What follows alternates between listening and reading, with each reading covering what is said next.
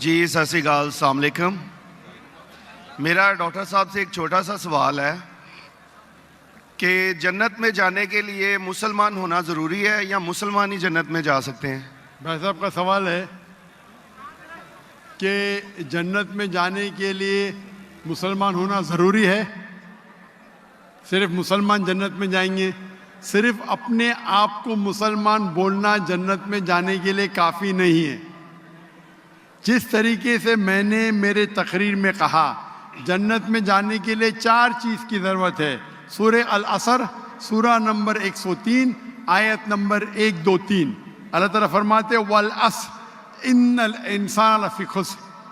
अल्लाह ताला वक्त की कसम खाते और कहते हैं कि इंसान खसारे में है। सिर्फ वो लोग बच जाएंगे जो लोग के पास ये 4 चीज़ें। नंबर 1 ईमान। तो सिर्फ मुसलमान बोलना ज़रूरी नहीं है और मुसलमान बोलना काफ़ी नहीं है। आपके पास नंबर 1 होना चाहिए ईमान। अगर आपके पास ईमान है कि अल्लाह एक है और अल्लाह के आखिरी नबी मोहम्मद सल्लल्लाहु अलैहि वसल्लम हैं और बाकी चीज़ पे ईमान है, ये एक पॉइंट पूरा होता है। नंबर 2 अच्छे आमाल, अमल सालिहात। नंबर 3 वतवासौ बिल हक, लोगों को हक की तरफ बुलाना। और नंबर 4 वतवासौ बिस्सब्र, लोगों को सब्र की तरफ बुलाना। तो इस आयत से हमें पता लगता है कि जो आदमी, जो इंसान अल्लाह के अलावा दूसरे और की इबादत करता है वो गलत है, वो जन्नत में कभी भी नहीं जाएंगे। और ये सारे किताबों में लिखा है, सारी मजहबी किताबों में, चाहे बाइबल हो, ओल्ड टेस्टामेंट हो, न्यू टेस्टामेंट हो, धम्मापद हो, बुद्धिस्ट की किताब हो, वेद हो, सारे में लिखेला है। अगर आप पढ़ेंगे गुरु ग्रंथ साहिब, गुरु ग्रंथ साहिब आप पढ़ेंगे, उसके अंदर सबसे पहला वॉल्यूम, सबसे पहला जिल्द, सबसे पहला चैप्टर, सबसे पहला वर्ष को कहते हैं जापू जी, उसे कहते हैं जापू जी। उसमें लिखा है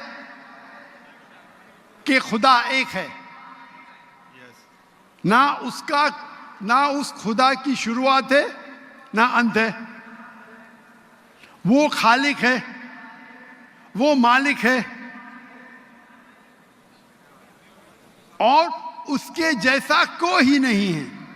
अगर आप देखेंगे ये मिलता जुलता है सूरह इखलास के साथ। आप अगर सिख की किताब पढ़ेंगे उसमें लिखा है 2 किस्म, ओमकारा, एक ओमकारा।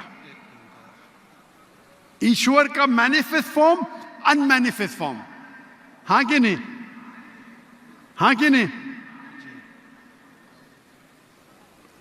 कौन से माइक पे? मैं स्क्रीन पे देख सकता हूं। माइक कौन से माइक के ऊपर है? हेलो, ये ऑन कीजिएगा सर। कौन से माइक के ऊपर? लेफ्ट या? हेलो, मैं भाई साहब को स्क्रीन पे देख सकता हूं। माइक 1 पे। जी जी जी जी। लेफ्ट के ऊपर, क्योंकि अंधेरा है तो मुझे दिख रहा नहीं। अच्छा, तो अगर आप पढ़ेंगे और देखेंगे कि खुदा के कई नाम हैं। राइट। कहा जाता है सत्तनामा, होली नेम, परवरदिगार। जी, परवरदिगार भी एक नाम है आपकी किताब में, हाँ कि नहीं? परवरदिगार, जी जी। सत्तनामा, खालिक, मिलता जुलता है। राइट। वाहे गुरु। आए गुरु।